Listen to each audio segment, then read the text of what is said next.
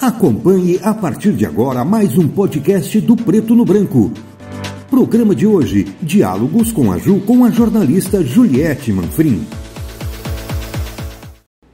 Olá, para você que nos acompanha no Diálogos com a Ju dessa semana. Bom, férias escolares, a criançada em casa, ou pelo menos boa parte das crianças em casa, outras na colônia de férias, outros tiveram que retornar para a escola naquelas atividades extracurriculares, digamos assim. Mas daqui um mês também voltam as atividades. Pode parecer muito tempo, mas não é. E aí, como é que a gente se organiza? Tanto para ficar com as crianças em casa, quanto para esse retorno das aulas. E para as crianças que fazem algum tipo de acompanhamento para transtorno, distúrbio. Quem bate um papo hoje com a gente é a Prof. Tati. Vou chamá-la assim, porque é a forma carinhosa como seus alunos gostam de chamá-la.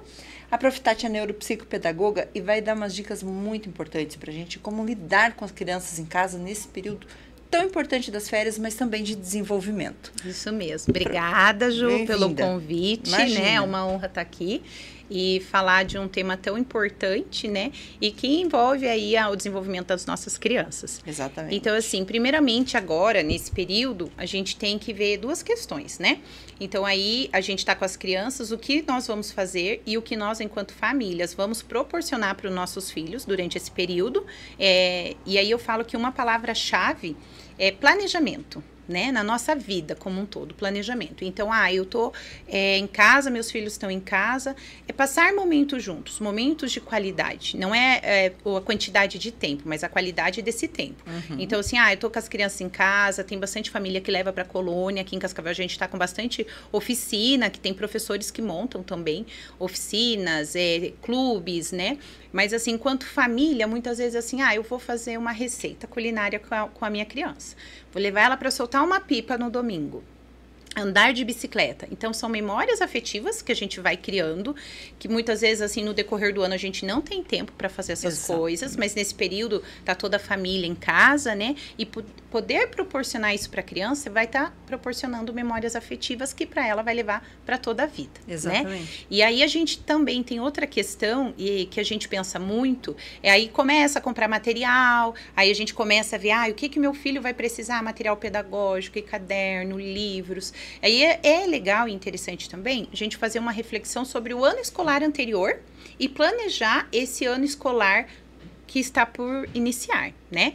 Então, o que eu quero dizer com isso? Quando finalizou, a gente vai fazer uma retrospectiva do que deu certo, do que foi legal, do que não foi tão legal assim.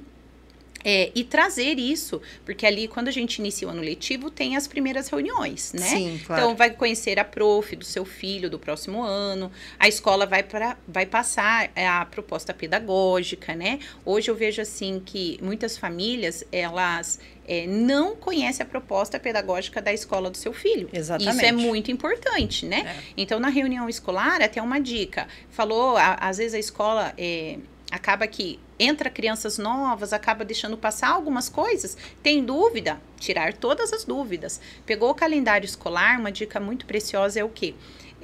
Olhar para esse calendário escolar, ver o período de avaliação, fechamento do trimestre, né?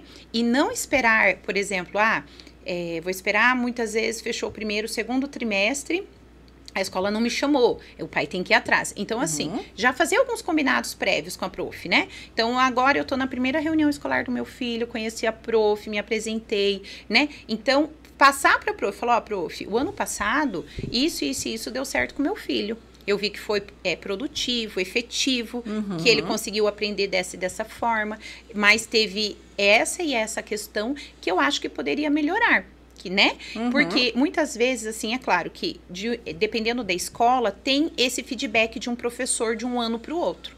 Mas algumas escolas acabam por correria, ou acaba o início do ano que já começa às vezes um pouco meio turbulento e acaba deixando passar isso. E é muito importante, porque, que nem eu falo, às vezes o professor novo é novo para a criança, é novo para o professor. Para que o professor conheça essa criança, ele vai levar 3 meses aí. Pelo menos, Pelo menos, no mínimo. Seja, começou lá em fevereiro. Lá por maio, tá fechando o trimestre. Quando fecha ali, maio, por aí, né? Abril começa as primeiras provas, em escola que é trimestral, maio fecha, fechou o primeiro trimestre, aí ele já tá começando a conhecer essa criança, porque são várias, né? Conhecer como que um aprende, como que o outro aprende, e aí a gente já levou um tempo. Sim. Então, quando a gente sabe, ó, prof, isso deu certo ano passado, foi legal, ou mesmo para aquelas crianças que fazem um acompanhamento, tá passando o nome do profissional que acompanha, que tipo de profissional acompanha quando a gente tem o caso das crianças neuroatípicas, né?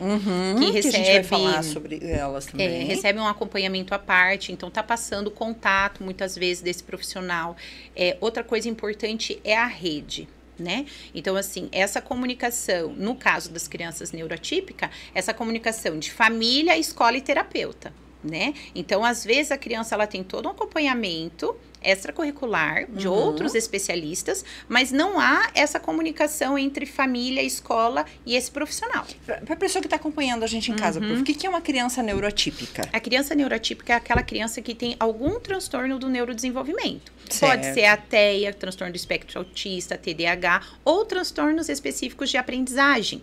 Ou mesmo a criança que tem alguma deficiência visual, a deficiência auditiva, né? Alguma síndrome, como a criança síndrome de Down. Então, são crianças que a gente vai chamar crianças, alunos de inclusão. Muitas vezes a criança, por exemplo, no caso do TDAH, o TDAH, ele não diz que, não quer dizer que a criança não tenha um nível de inteligência que nem as outras crianças, mas que essa criança, ela processa a informação de uma forma diferente. Sim. Se ela processa essa informação de uma forma diferente, ela vai precisar de uma orientação diferente por parte do professor, né?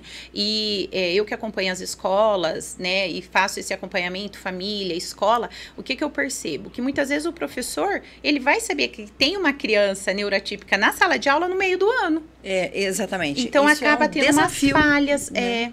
Porque a criança neuroatípica, além dela precisar desse acompanhamento, precisa também haver uma conscientização das outras crianças, às vezes, né, do conjunto. Por exemplo, quando existe uma criança autista, eu acho muito importante que as outras crianças saibam também, até porque existem muitos aspectos que podem influenciar o processo de aprendizagem, até de convívio, né? Exatamente. Como barulho, essas coisas todas. É importante. E aí é importante, assim, muitas vezes, então, por exemplo, às vezes essa criança mudou um ano para o outro, né? Então, eles estão lá, por exemplo, no terceiro aninho e foram para o quarto.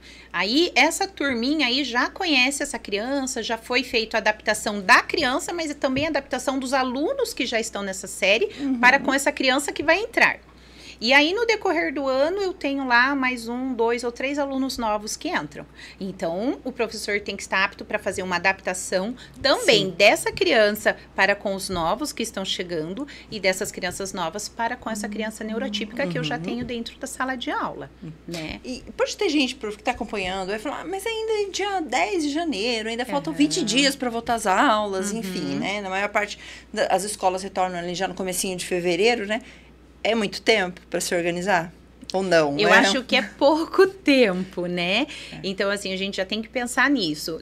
No caso das crianças neurotípicas, muitas já estão nas clínicas já. Dia 8, aí essa semana já estão retornando, né? Então, crianças que têm acompanhamento com a neuropsicopedagoga, com a TO, com a fono, elas não voltam junto com o calendário escolar. As suas já voltaram. Já voltaram, nós voltamos essa semana. Então, eles têm, a gente nem chama de férias, é um recesso, né? Tem um período de recesso, e essa estimulação cognitiva, ela precisa acontecer e a criança volta antes, né? Com relação às crianças típicas, né? Vamos supor assim, também a necessidade de um planejamento por parte da família, né? Então, assim, vamos supor, não só no processo de aprendizagem, tá pensando nas questões que deram certo e nas que não deram certo, para também estar trazendo para a escola, né? Mas também como assim, a família vai viajar, por exemplo. Então, eu tenho que pedir lá a primeira reunião, peço o calendário escolar. Olhar para esse calendário, será que as minhas férias desse próximo ano vai estar durante o calendário escolar? Vou conseguir, né? Porque assim, também não são todas as famílias que conseguem pegar férias ali no período de férias escolar. E às vezes programa uma viagem, mas essa viagem cai bem na semana de provas, né? Então a criança é prejudicada porque ela perde toda a revisão. perde conteúdos, né? Acompanhar esse processo. Não, o primeiro trimestre é de tal a tal data. Agora ele vai fechar e eles vão estar fazendo as avaliações. Terminou as avaliações, geralmente é feita uma reunião por parte da escola para estar entregando essa documentação. E dar o feedback para a família, boletim, nota, né? Se atingiu todos os objetivos, desenvolveu as habilidades. E aí, fechando, a professora fala, olha, né? Você olhou ali, não, meu filho não desenvolveu. Ok? Então, aí, nesse momento, você já vai se programando. Prof, tá, e o que eu faço? Preciso de um atendimento extracurricular, né? Enquanto escola, né? O que você vê que nós, enquanto família, podemos também estar colaborando, né? E essa questão, assim, desse planejamento do ano, se meu filho vai ter prova em abril, eu vou viajar em abril, né? Então, de repente, olhar para isso e já se programar. Não, então eu vou deixar para viajar, não consigo viajar no final do ano. Não, mas também não na semana de prova, porque eu vou prejudicar ele, vai perder as revisões, né? Então, a família já consegue fazer esse planejamento aí antecipado. Bom, nesse período de férias, muitas escolas começaram lá no comecinho de dezembro, as férias, a metade do mês de dezembro. Muitas crianças foram para casa, tem um pouco de dificuldade no processo de aprendizagem, para que essas crianças não esqueçam de absolutamente tudo que foi trabalhado no ano anterior, em algumas disciplinas específicas. Como que os pais podem trabalhar em casa com atividades que não sejam maçantes, que a criança não pense, olha, tô na escola, mas em casa, às vezes com os pais sem didática para ensinar.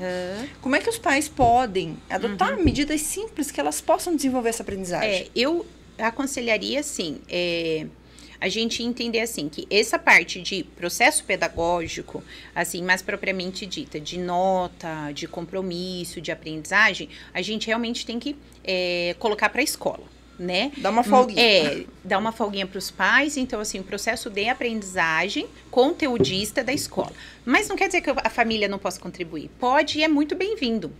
Então, por exemplo, se eu tenho a minha criança tem dificuldade em matemática, em cálculos, hoje a gente tem ali uma gama enorme, infinita de jogos pedagógicos, que eu posso ensinar brincando com a minha criança. Então, tem jogos dominós, de frações, de tabuada, de adição, que eu posso comprar esses jogos e ir estimulando a minha criança em casa também. A minha criança tem dificuldade na linguagem, eu vou comprar jogos e vou trabalhar com ela e brincando com ela na área da linguagem. Então, são coisas simples, mas que contribui também, que a criança acaba aprendendo e aprendendo brincando, né? Então, eu falo assim, hoje no consultório, por exemplo, eu trabalho muito com a metodologia por meio do lúdico, dos jogos e do concreto. Então, as minhas crianças no consultório, elas vão jogar. É claro que é diferente do jogar em casa, né? No jogar no consultório, então, assim, é feito avaliações, eu tô acompanhando a criança constantemente, então eu sei a habilidade que a criança precisa desenvolver e que tipo de material eu preciso de usar para estar desenvolvendo essa habilidade com a criança. Quando ela vai para a escola, ela desenvolveu a habilidade do cálculo, quando ela vai para as operações, isso vai facilitar ela. Então, ela desenvolveu o raciocínio lógico, né? Quando ela vai fazer uma conta, uma operação matemática, isso vai facilitar muito a vida dela, né? Então, em casa, o pai, a mãe traz um jogo de raciocínio lógico, traz cruzadinha, caça-palavras. Então, fala assim, filho, hoje vamos brincar? Porque eles estão sempre pedindo para nós, né? Mamãe, vamos brincar, papai, vamos brincar, eu quero brincar, quero brincar. O que eu posso brincar agora? Exatamente. E às vezes eles falam, eu não sei do que brincar. Então, você vai lá, pega um caça-palavras, por exemplo. Né? Aí brincou, falou assim, então vamos competir, quem vai achar mais palavrinhas, né? Aí dá um grifa-texto, o pai pega um, a mãe pega outra, a criança pega outro, e ali vocês vão brincando, um caça-palavras. Nessa brincadeira, você está desenvolvendo várias áreas do cérebro, você está estimulando várias áreas do cérebro com uma simples brincadeira, que isso vai auxiliar a criança em outras áreas da aprendizagem também. E, via de regra, isso é indicado para todas as crianças. Todas as independente crianças. Se né, se ela tem algum tipo de transtorno, algum tipo de, se ela passa por algum tipo de acompanhamento extra escola, né? Deve ser feito com todas as crianças. Todas. Até tem uns estudos bem legais que diz assim, que a criança, para ela estar preparada para a alfabetização, ela tem que saber pular corda. Olha só. A corda é ritmo, né? Então, quando a gente está iniciando o processo de alfabetização com as crianças, ali no Infantil 5, mais ou menos, primeiro aninho, a gente trabalha muita consciência de palavras, consciência silábica, né? E para que a criança depois desenvolva a escrita e a leitura, para você saber se essa criança você começa a bater corda para ela e ver se ela já aprendeu a pular corda. Porque o cérebro não parece, mas é toda uma questão motora e cerebral que a criança tem que fazer de ritmo, de tempo para poder pular corda. Então, vai ter estudos que vai falar assim que a criança está preparada para a alfabetização quando ela pula corda. Olha só. Incrível isso, né? Muito legal. Agora, vamos pensar no seguinte. Os pais têm seus filhos em casa e eles ainda não identificaram que existe alguma demora, digamos assim, o filho demora um pouco mais para um processo de aprendizagem na matemática, no português ou na fala, mas que não tiveram um diagnóstico. Porque a gente também precisa levar em consideração que existem pais que não têm acesso a outros métodos ou profissionais, como um neuropsicopedagogo, que possa chegar num diagnóstico. Qual que é o papel da escola nesse processo? É uma coisa que eu gosto de falar muito, assim, que infelizmente a gente vê hoje em dia ainda, e que é uma fala muito errônea por parte de algumas escolas, algumas instituições, é falar que cada criança tem o seu tempo. Nós temos aí marcos de desenvolvimento, o que se espera para a criança dentro da faixa etária, né? É claro que aí a gente vai também ter as crianças de inclusão, que aí vai ter toda uma legislação, mas em vias de regra, tem marcos de desenvolvimento, habilidades que essa criança precisa desenvolver dentro de um espaço de tempo. Então, dentro desse espaço de tempo, ela não desenvolveu, independente de ser uma criança típica ou neurotípica, ela vai precisar de suporte. E aí, se a escola não pode dar esse suporte, né, porque a escola não vai conseguir fazer tudo, aí é o momento em que a escola tem que chamar a família, passar para a família essas demandas e fazer os encaminhamentos necessários, né? Então, muitas vezes vai precisar da psicopedagoga, vai precisar do auxílio da fono, vai precisar do auxílio de uma TO, né? Na questão ali motora. E esses encaminhamentos devem ser feitos, né? Então, assim, quando vocês ouvirem essa frase, mas a criança tem o seu tempo. As crianças têm o seu tempo, mas nesse tempo elas têm um marco de desenvolvimento. Se ela está um pouquinho fora dessa curva aí de tempo, do que é esperado para a faixa etária, é necessário investigar, né? E é necessário fazer daí os encaminhamentos, né, para os especialistas que vão estar auxiliando a escola nesse trabalho. Hoje a rede pública conta com esse tipo de acompanhamento? A rede pública conta. Isso é importantíssimo. Conta, no entanto, para aquelas crianças que precisam, às vezes, de uma PAP ou de uma PAE, né, que a gente chama agora, as famílias muitas vezes têm que entrar no Ministério Público. São aqueles professores auxiliares. Os professores, isso, porque não tem para todos, né? Então, a família vai no núcleo de educação, faz a solicitação, leva o laudo, né? Leva um relatório da escola. E aí, mesmo assim, com o laudo, o relatório da escola, não vem, aí a família, infelizmente, é bem burocrático, não tem para todas as crianças, não são todas as escolas, infelizmente, que tem sala de recurso, né? Que é fundamental. E aí, a família acaba tendo que entrar com outros meios jurídicos, muitas vezes. É uma pena. Para ter o acesso. É uma pena, mas a democratização, lamentavelmente, isso impede também um pouco do processo da democratização do ensino e aprendizagem em níveis muito similares, né? Entre todas as crianças. Mas que bom que a gente está evoluindo também, né? Porque alguns anos atrás a gente era muito mais penoso, né? Exatamente. Hoje a gente tem até as legislações, né? Então, por exemplo, uma criança com transtorno específico de aprendizagem, prejuízo na leitura e na escrita, né? Ela tem direito a um ledor no vestibular, ela tem direito a um escriba. A criança, por exemplo, com transtorno com TDAH, ela tem direito a usar tabuada, calculadora, provas adaptadas. Então, isso não quer dizer que a gente está facilitando. Não, a gente está dando os recursos que aquela criança necessita, né? Todas as crianças vão precisar dos mesmos recursos? Não. Depende da particularidade de cada criança. Tem criança que vai precisar, tem outras que não vão precisar. Hoje, prof, quais são as principais características dos teus aluninhos, das crianças que você acompanha? Elas têm algum tipo de transtorno? Tem. Geralmente, hoje sim. Eu atendo muitas crianças TDAHs, né? E atendo também crianças com aula de reforço. Então, assim, faço o processo de avaliação. Inclusive, eu fiz agora, finalzinho do ano, a avaliação de 5 crianças. Dessas 5, a escola cobrou bastante a família e tal, e veio e não fechou critério diagnóstico suficiente para o transtorno, né? TDAH. Mas a criança apresentou dificuldades auditivas, né? Então, agora ela vai para fono. Que pode ser um TPAC, Pode ser um TPAC, né? Transtorno de processamento auditivo central. E aí, eu fiz a devolutiva com a escola. E a escola, eu falei, olha, não fechou, felizmente, né? Mas ainda existem outras áreas que nós precisamos investigar. Outra questão também que vem muito crianças para reforço. A gente também não pode esquecer que houve uma pandemia. Exatamente. Né? Essas lacunas aí da pandemia, eu acredito que vai durar aí ainda um bom tempo. E aí, muitas famílias acabaram procurando professoras particulares, suporte extra, né?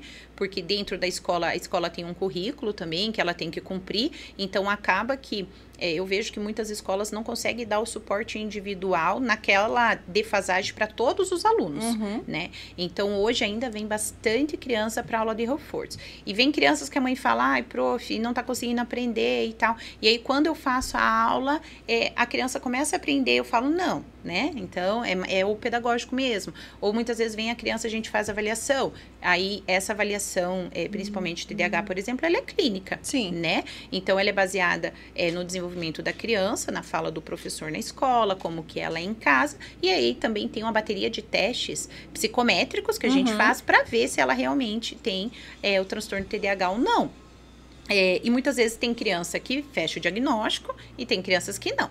Essas crianças, quando fecham o diagnóstico, são crianças que também são crianças de inclusão. Então, lá dentro da escola vai ter que ter um acompanhamento diferenciado. E é nesse momento aí que a família tem que já pensar agora, durante as férias, né? E já ir analisando quais as demandas, muitas vezes que ela acha que não foram supridas, para ela estar fazendo um diálogo com a escola, para a gente estar atendendo, ou levando em outros profissionais, quando é o caso, para estar atendendo essa criança da melhor forma possível, para que ela consiga se desenvolver em todas as áreas. Vamos dar um exemplo. Acredito que o meu filho ou a minha filha está com alguma defasagem no processo de aprendizagem. Na escola não tive esse posicionamento. Posso procurar direto uma profissional neuropsicopedagoga para fazer essa avaliação? Pode procurar. Pode procurar. E aí, assim, na clínica, a gente vai fazer a avaliação. O profissional, o psicopedagogo ou o neuropsicopedagogo vai entrar em contato com a escola. Então, vai fazer essa reunião com a escola, vai coletar dados com a escola do desenvolvimento. Então, por exemplo, agora no início do ano, né? Algumas famílias acabam esperando um pouco mais. Eu falo assim que quando a gente detecta essa dificuldade, o tempo é primordial. Quanto antes você levar, você está ganhando tempo para sua criança, para o processo dela, né? E isso vai ser primordial para o desenvolvimento. Então, durante o ano eu percebi que a minha criança teve dificuldades. Muitas vezes os pais percebem por quê. Na hora da tarefinha, do compromisso, o ideal seria o quê? Essas tarefinhas que vêm para casa, elas devem vir para casa como uma forma de reforçar aquilo que foi visto dentro da sala, né? Porque as professoras não mandam conteúdo novo de tarefinha de casa. Então, a criança já viu, já fez a tarefinha na sala, é uma forma de fixação. Agora, ela vai levar essa tarefinha para fazer em casa. Quando o pai senta, a mãe senta, às vezes a criança vai fazer, não consigo fazer. Aí o pai e a mãe sentam muitas vezes para auxiliar e vê que a criança está com muita dificuldade. Ela não conseguiu fazer. E isso vai acontecendo durante o ano inteiro. Mesmo assim, às vezes teve as reuniões escolares e a escola acabou não passando, deixando passar essa lacuna aí, a família pode sim procurar um profissional especializado. Esse profissional, que é o neuropsicopedagogo ou psicopedagogo, vai entrar em contato com a escola, vai agendar uma reunião. Possivelmente a professora do ano anterior vai participar dessa reunião para falar qual foi o desenvolvimento da criança, né? E aí o profissional vai fazer todo o processo de avaliação. Então, vai avaliar todas as áreas. Aí, deu indicativos aqui de um TEA, de um TDAH, de um TOD, de um transtorno específico de aprendizagem, né? Então, dependendo do que indicar nas testagens, pode ser que a criança precise de outros especialistas. E aí, a criança vai para o neuro e vai ser encaminhada para os demais especialistas. E a psicopedagoga, a neuropsico, vai fazer os encaminhamentos juntamente com a escola e as orientações também. Ótimo, perfeito. Acho que fica muito bem esclarecido para os pais. Busque esse auxílio, busque eu tenho, essa inclusive, crianças que as mães estão vindo agora, né? Então, a criança estudou, final do ano as professoras deram feedback, passaram as dificuldades e as mães já estão, prof, mas você vai estar atendendo? Sim, já estou atendendo. Então, desde o dia 8 eu estou atendendo, as famílias já estão vindo, a gente já está fazendo, iniciando todo o processo de avaliação, inicia o ano, essa criança já com o pé direito, ali a gente daí faz o bate-papo ali, coleta de dados, anamnese com os professores, faz o relatório, aí essa criança vai para o neurologista, fechando o diagnóstico, a gente já entra no início do ano com as intervenções já. Aí não espera terminar um trimestre para iniciar as intervenções, para iniciar o processo. As pessoas que estão nos acompanhando podem querer saber mais sobre isso, as pessoas podem me procurar nas redes sociais, podem entrar em contato, como é que as pessoas te encontram, prof? Pode, no Insta, o meu Insta é Tati_neuropp. Né? E aí pode entrar em contato também pelo telefone, né? Não sei se você quer que eu passe aqui o telefone. É 45-9969-4469. Né? E pode estar agendando um horário, aí eu vou estar explicando bem certinho, pode estar me passando quais são as demandas da criança, né? Inclusive agora, final do ano, eu tive uma criança que eu fiz o processo dela de avaliação, foi para o neuro bateu um martelo, realmente fechou o diagnóstico do TDAH, mas a criança também tem daltonismo. Né? E a família não sabia, a escola também não sabia, e agora essa criança vai para o oftalmo. Então, agora, oftalmo, acho que agora a mãe conseguiu agendar para avaliação com o oftalmo em fevereiro, comecinho de fevereiro. Então, essa criança já vai para o oftalmo, né? Então, assim, minha criança não aprende, e aí muitas vezes, mas por que ela não aprende? Então, como que ela está enxergando, né? Então, tudo isso a gente detecta lá na avaliação, e a mãe trouxe ali bem finalzinho de dezembro, comecinho de dezembro, finalzinho de novembro, a gente fez todo o processo de avaliação, essa criança já vai agora para o neuro, já tem o neuro marcado, vai para o neuro e já vai iniciar o ano com todos os encaminhamentos. Aí a gente ganha muito tempo, né? E a criança vai ter um ano muito mais leve, menos sofrido também, né? Menos sofrido. Porque para a criança também deve ser muito pesado perceber que os outros colegas têm um ritmo de aprendizagem e que às vezes ela está um pouco atrás dos demais, né? Exatamente. E aí, assim, quando a gente dá esse suporte para ela, eu gosto muito de frisar, a gente não está facilitando, a gente está dando as mesmas ferramentas para que todos possam se desenvolver plenamente, né? Exatamente. E aí essa comunicação, família, escola, as crianças que têm terapeuta, com o terapeuta também, fazer essa comunicação constantemente é fator-chave, é primordial. Claro. Tanto a família no papel de levar o que ela observa para a escola, como a escola levar as demandas que a escola não pode dar conta, que a escola não vai mesmo dar conta de tudo para a família, né? Para quando for o caso, procurar os especialistas para estar auxiliando. Ótimo, perfeito. Prof, a gente está caminhando para a nossa reta final do bate-papo. Eu gostaria que a prof deixasse um recadinho para os pais, para os responsáveis, para quem está com as crianças em casa aí nesse período, faltam uns 20 e poucos dias para o retorno às aulas. Que recado que você, como educadora, deixa para essas pessoas em casa?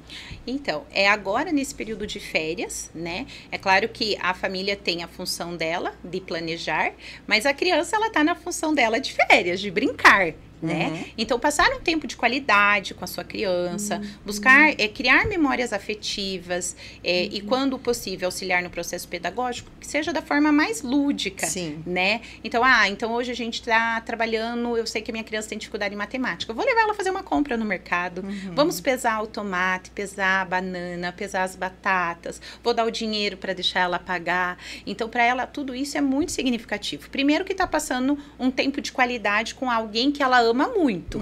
E esse tempo está sendo um tempo, além de ser um tempo, uma memória afetiva, está sendo algo pedagógico também, que a família está proporcionando para ela. Né? E assim, também pensar no planejamento anual, porque assim como nós planejamos e organizamos a nossa agenda, a gente também tem que tirar um tempinho agora, no início do ano, para planejar e organizar a agenda dos nossos filhos, né? Então, olhar a questão, vai viajar durante o período letivo, então cuidar para não dar choque de horário com semanas de prova, porque a gente acaba prejudicando as nossas crianças. Tá atento às reuniões escolares, ao calendário escolar, aos eventos da escola também, né? E a esses feedbacks também. No caso da criança neurotípica, a gente fala muito assim que ela precisa desse acompanhamento. Então, assim, as crianças voltam lá no meio de fevereiro. É uma criança que ela precisa do suporte extra. Eu não posso entender que ela vai voltar junto com a escola. A escola desenvolve um papel, as terapias desenvolvem outro papel de auxílio, mas que é constante. Então, possivelmente, essa criança ela vai ter que voltar antes, e existe aí a responsabilidade da família também para essa assiduidade com as psicoterapias, né? E esse contato aí, a gente precisa muito dessa rede. Família, escola, criança que tem terapeuta também, e todos estarem se comunicando de forma bem assertiva para o desenvolvimento da criança. Ótimo. Só para a gente reforçar, quem quiser entrar em contato, então, a prof lá no Instagram. É Tati_NeuroPP ou pelo 4599694469. Perfeito, prof. Muito obrigada. Eu que agradeço o convite. As portas estão abertas. Durante o ano a gente volta a conversar sobre outros temas. E que nossa conversa, nosso bate-papo tenha sido extremamente esclarecedor para muitos pais e responsáveis e mesmo para as crianças que nos acompanham. Verdade. Muito obrigada mesmo. Eu agradeço mais uma vez. E para você que nos acompanha em mais um Diálogos com a Ju, a gente volta na próxima semana com um novo tema. Até lá. Tchau, tchau.